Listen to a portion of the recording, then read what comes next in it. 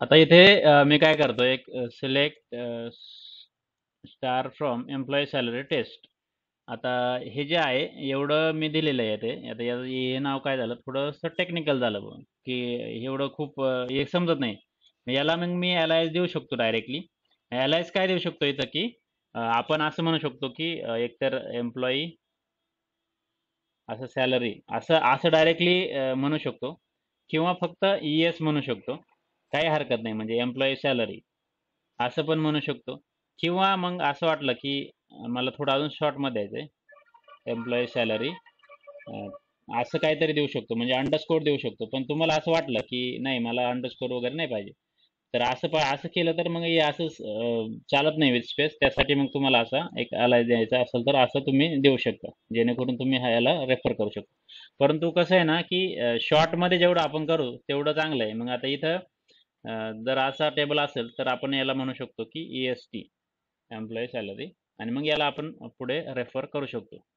तर याला तसं दुसरा काही नियम नाही. फक्त नियम एवढाच आहे की शॉर्टमध्ये जेवढं जास्तीत जास्त देता येईल नाव तेवढं द्या, आणि ते थोडंफार मिनिंगफुल वाटलं पाहिजे. आणि आपल्याला कोड जेव्हा लिहितो आपण तेव्हा ते समजण्यासाठी सोपं असतं. तर इथे होतं आपण ह्या प्रोडक्ट्सला अलायजीला पी. ठीक आहे. तर हे पी दिल्यानंतर मग आपण सगळीकडे पी ने रेफर करू शकतो. पी मध्ये जेवढे कॉलम असतील त्या प्रोडक्टमध्ये टेबलमध्ये तेवढे आपण हे इथं रेफर करतो. आता ह्या पी मधून दोन कॉलम नेम इथं घेतलेले आहे सिलेक्टमध्ये. त्यानंतर इनर जॉईन यूज करायचं आहे आपल्याला. म्हणजे इनर जॉईन यूज करताना काय करतो आपण, हे का हां हां.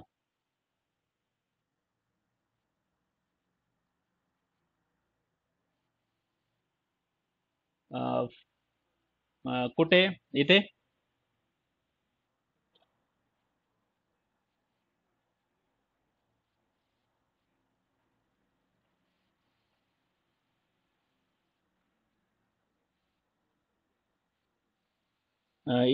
इथे मध्ये का? नाही नाही, इथे द्यायची गरज नाही. कारण की इथे जरा समजणार नाही ना ते, की हा पी कोणाचा आहे. कारण आपण काय करतोय ना, की ऑलरेडी आपल्याकडे टेबलचं नाव आपल्याला अगोदर घ्यावा लागतं तो. आता कसं असतं ना, याचा फ्लो कसा असतो, म्हणजे आता तुम्हाला सांगतो मी की एक्झिक्यूट कसं होतं ॲक्च्युली.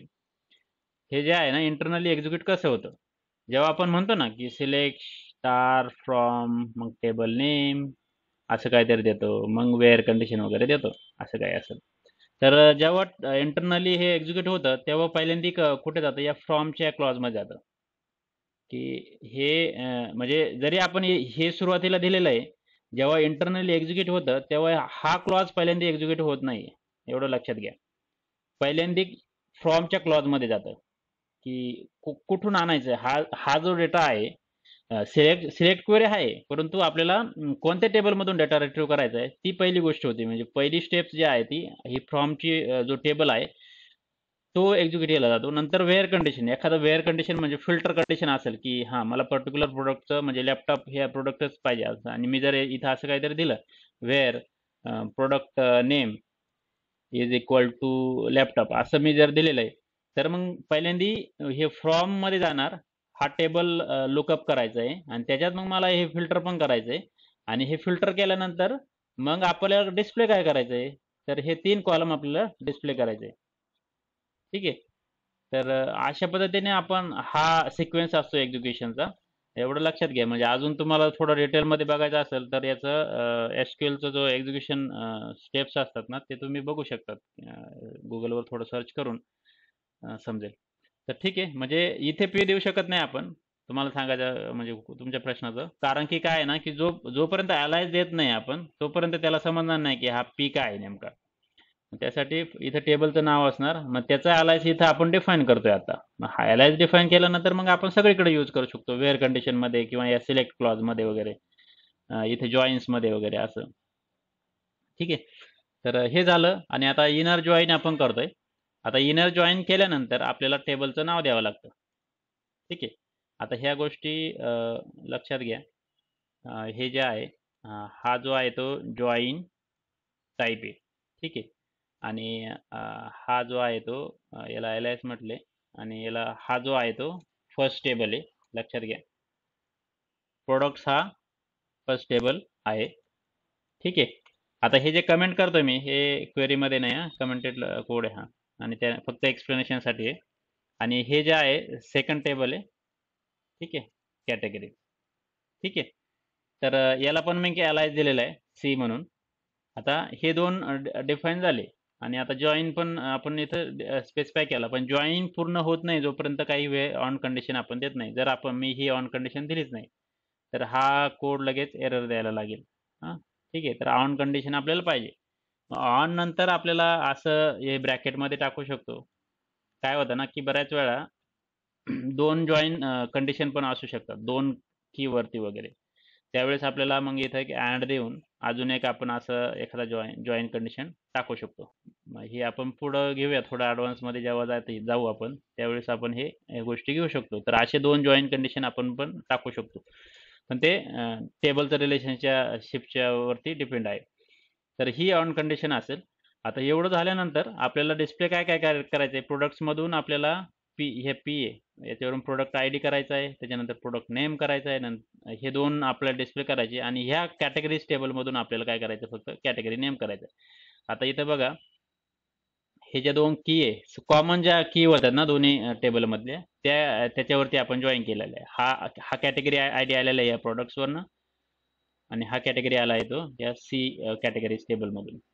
तर याला मी एक्झिक्यूट करायला गेलं, आता हे मॅचिंग रेकॉर्ड जेवढे आहेत तेवढेच येणार आहे. इनर जॉईन आहे माझा हा. इनर जॉईनमध्ये तर तुम्ही बघा, मी अजून इथे एक कॅटेगरी आय डी पण डिस्प्ले करतो म्हणजे लक्षात येईल. ठीक आहे.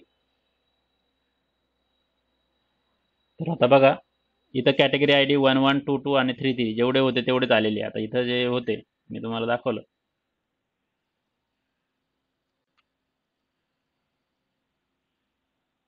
हे जे दोन टेबल आहे याच्यात 4 नंबरचा नव्हता, त्याच्यामुळे हा जो आहे तो मिसिंग आहे. म्हणजे हे क्लोथिंगचं जे आहे ना, तो जेव्हा आपण जॉईन करू त्यावेळेस येणार नाही, कारण की तो मॅच झालेला नाहीये. आता बघा, याला रन करतो मी. याला वरती रन करतो मी, खाली जे आहे ना, म्हणजे सगळे लक्षात येतील.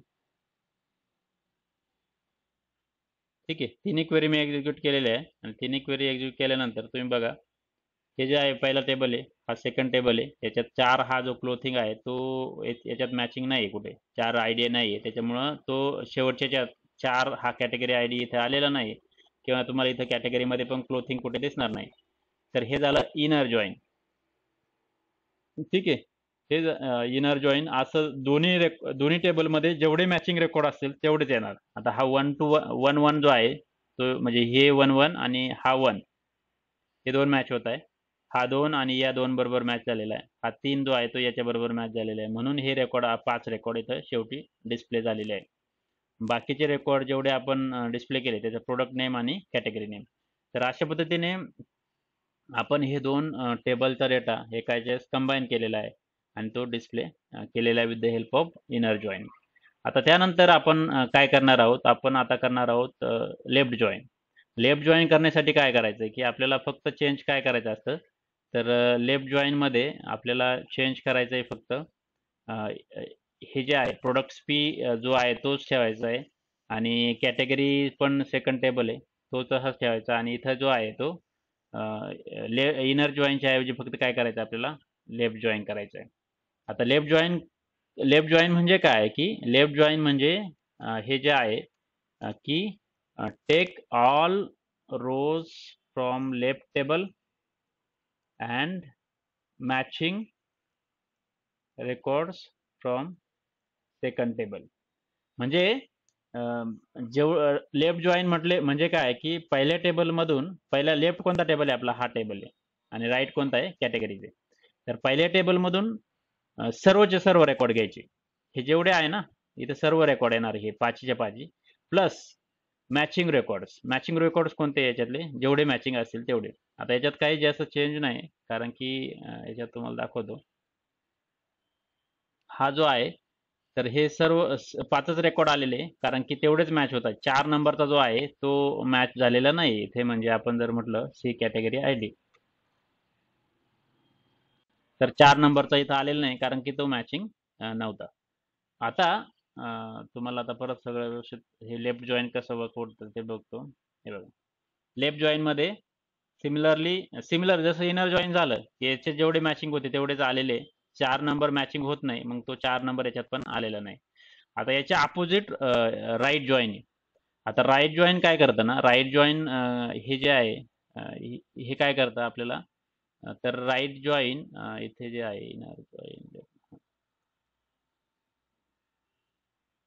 इथं आपण सेम देतोय प्रोडक्ट्स आणि त्यानंतर कॅटेगरीज. राईट जॉईननी कॅटेगरीज केला. कोणत्या कंडिशनवर केला, तर B dot category I D आणि C dot category I D. आता इथं याच्या अपोजिट आहे. आता राईट जॉईनमध्ये काय होतं की याच्यात आता लक्षात घ्या, takes all records from second table आणि and matching records from first table. ठीक आहे. मग हे जरा याला रन केलं मी आता, तर आता बघा, आणि इथे एक कॅटेगरी आय डी पण मी डॉट ॲड करतो म्हणजे लक्षात येईल की तुम्हाला नेमकं काय झालेलं आहे. ठीक आहे. आता बघा, हा जो चौथा रेकॉर्ड आहे ना, तो आलेला आहे इथे. कारण की काय, सर्वच्या सर्व रेकॉर्ड्स फ्रॉम राईट आलेले, पण लेफ्ट मध्ये याची मॅचिंग नव्हती, म्हणून हा काय म्हणतोय, नल आहे.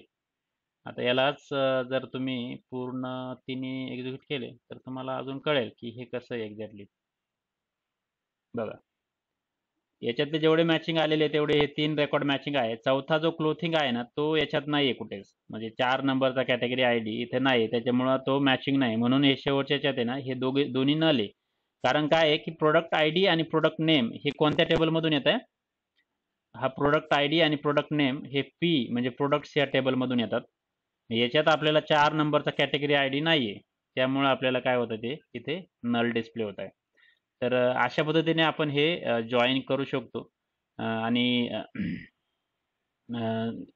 हे जॉइन आता असे बऱ्याच वेळा आपल्याला एका एकच जॉइन आपण करत नाही, मल्टिपल जॉईन्स पण करतो. म्हणजे जर वाटलं की अजून एखादा टेबल आहे त्याच्याशी पण आपण जॉईन करू शकतो.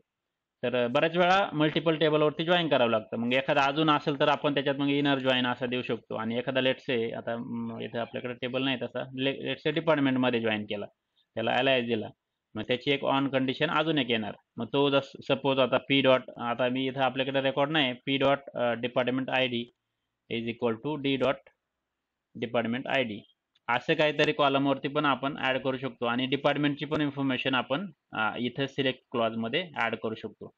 सध्या आता हा टेबल मध्ये व्हॅलिड नाही ते ऍड करण्यासाठी, परंतु अशा मल्टिपल टेबल्स पण आपण जॉईन करू शकतो. आणि जेव्हा आपण रिअल टाइम प्रोजेक्टवर काम करतो ना, तेव्हा भरपूर मोठे क्वेरीज असतात. त्यावेळेस असे 10-10, 12-12 टेबल एक साथ जॉईन केलेले असतात.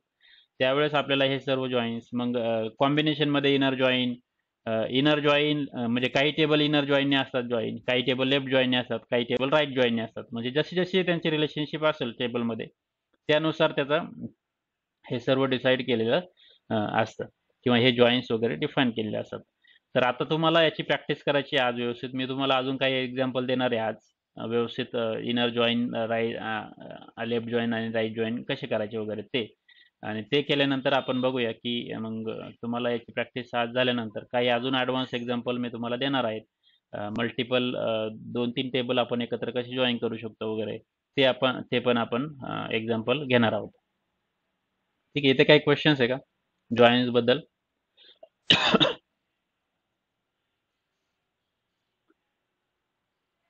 ठीक आहे. क्वेश्चन्स नाही आहे वाटतं. समजलं असेल अशा अपेक्षा करतो आणि पुढचा पॉईंट घेतो. आज याची एक्झाम्पल तुम्हाला बघायची. काल मी एक लिंक पण पाठवली होती W3 स्कूल्सची. त्याच्यात पण तुम्हाला ह्या कन्सेप्ट अजून क्लिअर होतील. तिथे विथ एक्झाम्पल प्रॅक्टिस पण करू शकता. कसे इनर जॉईन, लेफ्ट जॉईन वगैरे वर्कआउट होता, ते पण करा. खूप महत्त्वाचं आहे. आणि त्यानंतर आता आपल्याला काही गोष्टी करायच्या की जिथे आपल्याला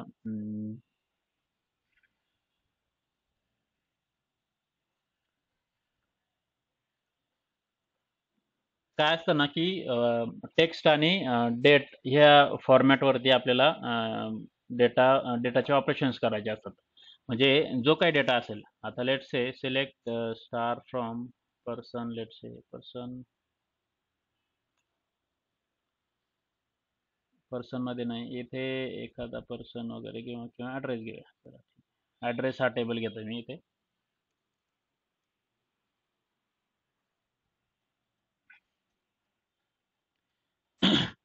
आता ॲड्रेस म्हणून एक टेबल आहे आता इथं. हे ॲडव्हेंचर वर्क्समध्ये अवेलेबल आहे. याला काय आपण डेटा इन्सर्ट वगैरे केलेला नाही. आता याच्यात जवळपास 19,000 रेकॉर्ड आहे. आणि तुम्ही बघा की काही रेकॉर्ड्स आहे बघा. आता जेव्हा आपण कोणताही फॉर्ममध्ये ॲप्लिकेशन फॉर्म वगैरे भरतो बघा, कुठे एखाद्या रजिस्ट्रेशन वगैरे असेल तिथं, बँकेचा जरी फॉर्म भरायचा असेल तर तुम्हाला एक ॲड्रेस लाईन 1, लाईन 2, लाईन 3 वगैरे असे असतात. आणि मग सिटी असते, मग त्याच्यानंतर स्टेट, प्रोव्हिन्स. हे यूएसचा डेटा आहे म्हणून हे सोडून द्या, आपल्याकडे नसते. परंतु पोस्टल कोड किंवा पिन कोड वगैरे अशा टाईपचे असतात. आता हे वेगवेगळ्या टेक्स्ट बॉक्समध्ये असतात. परंतु जेव्हा आपला डेटा आपल्याला एखादं लेटर येतं, त्यावेळेस तो पूर्ण ॲड्रेस एका 1-2 लाईनमध्ये पूर्ण आपल्याला ॲड्रेस प्रिंट केलेला असतो. मग जेव्हा हा डेटाबेसमध्ये आपण आपल्याकडून फिलअप करताना तो त्यांनी सेपरेट याच्यात घेतला. जसं की इथं ॲड्रेस लाईन 1, ॲड्रेस लाईन 2, मग सिटी, मग पिन कोड वगैरे असे 4 लाईनमध्ये घेतला. परंतु जेव्हा आपल्याकडे येतो डेटा, त्यावेळेस आपल्याला कसा तो कंबाईन होऊन येतो. मग हे कसं होतं, तर घेताना आपल्याकडे डेटा असा सेपरेट घेतात. आणि परंतु जेव्हा आपल्याला म्हणजे आपल्याला डिस्प्ले करतात वगैरे किंवा एखादा रिपोर्ट जरी तयार केला, तर त्याच्यावरती आपलं नाव आणि ते आपला पूर्ण ॲड्रेस एकाच फील्डमध्ये डिस्प्ले केलेला असतो. तर हे कसं करतात, तर त्यासाठी काही टेक्स्टच्या रिलेटेड ऑपरेशन असतात. म्हणजे अशा स्वरूपाचा जो डेटा आहे टेक्स्टमध्ये, तो आपण करू शकतो. मग त्यासाठी काय काय करायचं, जर मी आता म्हटलं की मला ॲड्रेस लाईन 1, मी आता हे सर्व आहे ते मी आता address line 2, city, postal code एवढं मी 4 कॉलम घेतोय. आणि मला त्याच्याबरोबर मला एक अजून एक पाहिजे, काय आहे, ॲड्रेस आय डी म्हणा किंवा अजून काय आहे का? ठीक आहे, ॲड्रेस लाईन 2, हां, सिटी आहे. ॲड्रेस आय डी घ्यायचा होता मला. Let's say address I D. ठीक आहे. तर आता हा जो डेटा आहे मला ॲज अ म्हणजे कंबाईन करायचा. जो काही ॲड्रेस आहे ना, मला पूर्ण एकाच फील्डमध्ये कंबाईन करायचा. तर तो कसा करणार आहे? मग त्यासाठी आपण एक नवीन कॅल्क्युलेटेड फील्ड तयार करू शकतो. जिथे आपण हा डेटा आहे तो कॉन्कॅट करू शकतो. तर कॉन्कॅट करण्यासाठी आपण काय करू शकतो? तर इथे आपण म्हणू शकतो की कॉन्कॅट, इथे address line 1, comma address line 2. Let's say आता एवढंच करतोय मी, as address, as full address म्हणू शकतो आपण. ठीक आहे. तर हे जे आहे ते एवढं मी आता एक्झिक्यूट करण्याचा प्रयत्न केला. तर आता बघा, हे काय आलेलं आहे, ॲड्रेस लाईन 1. आता ॲक्च्युली इथं नल आहे म्हणून इथं काय आलेलं नाही. परंतु हे बघा इथे 1 स्माइलिंग ट्री कोट आणि स्पेस. आता हे काय झालेलं आहे, 1 स्माइलिंग ट्री कोट आणि मध्ये स्पेस नाही आलेली इथं. म्हणजे इथे असं जोडून आलेलं. काय करताना कॉन्कॅट फंक्शन, म्हणजे कॉन्कॅट फंक्शन इथं सांगण्याचा उद्देश असा आहे की आपण 2 कॉलम जे आहे ते कॉन्कॅट करू शकतो. तर त्यासाठी आता आपल्याला इथं स्पेस ॲड करायची असेल, तर आपण काय करू शकतो, इथे एक अशी स्पेस देऊ शकतो किंवा कॉमा देऊ शकतो. ॲक्च्युली इथे सिंगल कोट लागतं तिथे. आणि याला मी असं रन करू शकतो. आता इथं बघा, हा जो आहे तो आता इथं बघा काय झालेलं आहे, एक स्पेस आलेली, सॉरी स्पेस नाही, कॉमा मी ॲड केला तो इथे आलेला आहे. तर आता हे कॉन्कॅट फंक्शन काय करतात की ॲड्रेस लाईन 1, त्याच्यात हे कॉमा आणि ॲड्रेस लाईन 2 हे केलेले आहे. आता या कॉन्कॅटमध्ये काहीतरी, आता प्रत्येक डेटाबेस सॉफ्टवेअर आहे. माय एस क्यू एलमध्ये कॉन्कॅट नसेल तर कॉन्कॅटिनेट असू शकतं. म्हणजे असं म्हणजे थोडंफार नाव चेंजेस असतात. म्हणजे फंक्शनचं आता इथं कॉन्कॅट असतात. काही पॅरामीटर एक 2-2च पॅरामीटर घेतात. तर आता मी इथं अजून एक पॅरामीटर घेण्याचा प्रयत्न करतो. होतंय का बघूया आपण. सिटी. आता हे जे आहे, आता सिटी आलेली आहे. आता सिटी आली की इथं लॉस एंजेलिस, हे बघा आता इथं. पण ती काय झाली, स्पेस स्पेस नंतर स्पेस नाही मध्ये. आपल्याला याच्यात काय करायचं, एक अजून एक इथं आपण हे करू शकतो आणि इथे कॉमा देऊ शकतो आणि अशा पद्धतीने आपण इथे रन करू शकतो. ठीक आहे.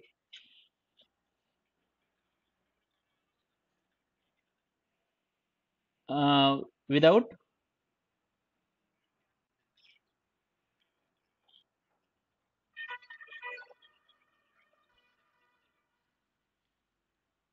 इथे ना हा नाही नाही, दोन कॉमा याच्यासाठी आले की इथं जे नल आहे ना, म्हणजे आपण इथे पण एक कॉमा दिलेला आहे ना.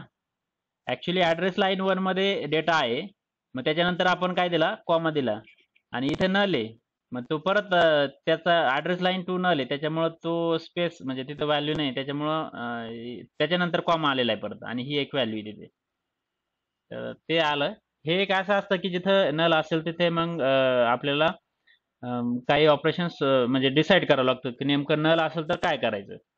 तर त्या गोष्टी पुढे की आपण ॲडव्हान्समध्ये की काय काय करायचं जेव्हा नल असेल तर तिथं काहीतरी एखादं स्पेसिफिक स्पेस टाकायची का फक्त फिक्स काहीतरी टाकायचे दुसरं कॅरेक्टर, ते पण आपण करू शकतो. आणि त्यानंतर आपल्याला इथं सिटी आलेला आहे आणि शेवटचा जो आहे आपण तो काय करू शकतो, एक कॉमा देऊन आता मी इथे एक पिन कोड टाकू शकतो. सॉरी, पोस्टल कोड आहे इथे.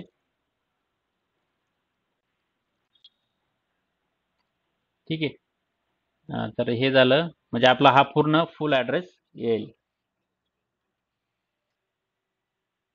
ठीक आहे. चालेल. तर अजून तुम्ही काय विचारताय का प्रवीण?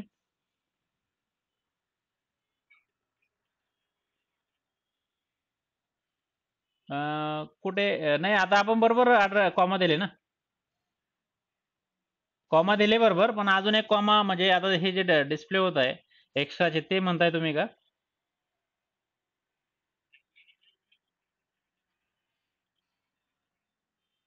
हा हा हा, नाही आता बरोबर केलंय ना मी. मगाशी हे जे आहे हा डिस्प्ले केला माझ्याकडून मगाशी टाईप करताना, तो झाला होता. ठीक आहे. तर अशा पद्धतीने आपण हे कॉन्कॅट फंक्शन यूज करू शकतो. हे झालं स्ट्रिंगचं ऑपरेशन. आता कधी-कधी अजून एक दुसरं ऑपरेशन्स आहे, म्हणजे याच्यात भरपूर आपण काही गोष्टी करू शकतो. आता हे बघायचं असेल तुम्हाला तर याच्यासाठी खूप सारे एक्झाम्पल्स आहे, की जे तुम्ही स्वतःहून ट्राय करू शकता. जसं कॉन्कॅटेनेट आहे, फॉर्मॅट आहे, लोअर म्हणजे लोअर केस करतात. एल-ट्रिम म्हणजे लेफ्ट साइडची स्पेस काढणे. आर-ट्रिम म्हणजे राईट साइडची स्पेस काढणे. बऱ्याच वेळा डेटा येतो, तो व्यवस्थित येत नाही. हे बघा आर-ट्रिम आहे. इथं त्याच्यानंतर रेप्लिकेट आहे, रिव्हर्स आहे. रिव्हर्स करू शकतो. हे बघा राईट आहे, स्पेस, लेंथ आहे. लेंथ काढू शकतो आपण. हे सर्व फंक्शन तुम्ही स्वतःहून ट्राय करा. ट्रिम म्हणजे दोन्ही बाजूचे स्पेस काढणे. अप्पर म्हणजे अप्पर केस करणे. ट्रान्सलेट म्हणजे पर्टिक्युलर लँग्वेजमध्ये ट्रान्सलेट करायचं असेल त्या टाईपचे. हे सर्व फंक्शन्स आहे ना, तुम्ही याच्यावर जर सपोज गेले, आता सपोज मी ट्रिमवर गेलो, तर ट्रिमचं त्यांनी आर्ग्युमेंट किती घ्यायचे, त्याचा सिंटॅक्स काय आहे, ते आपण यूज करू शकतो. लीडिंग, ट्रेलिंग बोथ स्पेसेस आपण कशा काढू शकतो. मग त्यांनी शेवटी एक एक्झाम्पल दिलेलं आहे. आता इथं ट्रिम आहे. याच्या दोन्ही बाजूला स्पेस असेल, तर ती स्पेस काढल्यानंतर इथं डिस्प्ले होतंय की विदाऊट स्पेस. किंवा काही जे असेल की स्पेसिफाईड कॅरेक्टर काढून टाकायचे असेल, त्यावेळेस पण आपण असे हे जे आहे ते देऊ शकतो. आणि त्यानंतर म्हणजे असा हॅश वगैरे असेल, म्हणजे क्लिनिंग म्हणतो ना, क्लिनिंग डेटा टाईपचं, त्या टाईपचं जर असेल तर त्यावेळेस आपण असे हे ट्रिम फंक्शन वगैरे यूज करू शकतो. तर असे एक्झाम्पल आहे ते तुम्ही स्वतःहून ट्राय करू शकता. बरेचसे एक्झाम्पल्स आहे. याच्यात अजून एक सबस्ट्रिंग म्हणून पण एक असतं. सबस्ट्रिंग जे आहे तर सबस्ट्रिंग म्हणजे काय आहे, की आपल्याला पर्टिक्युलर स्ट्रिंगमधून काही डेटा एक्स्ट्रॅक्ट करायचा असेल, तर तो एक्स्ट्रॅक्ट करण्यासाठी आपण हे सबस्ट्रिंग फंक्शन देऊ शकतो. आता सबस्ट्रिंग म्हणजे नेमकं काय?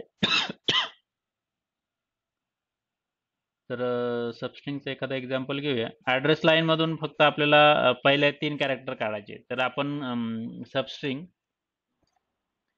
आणि याच्यात आपण हे ॲड्रेस लाईन 1 आहे.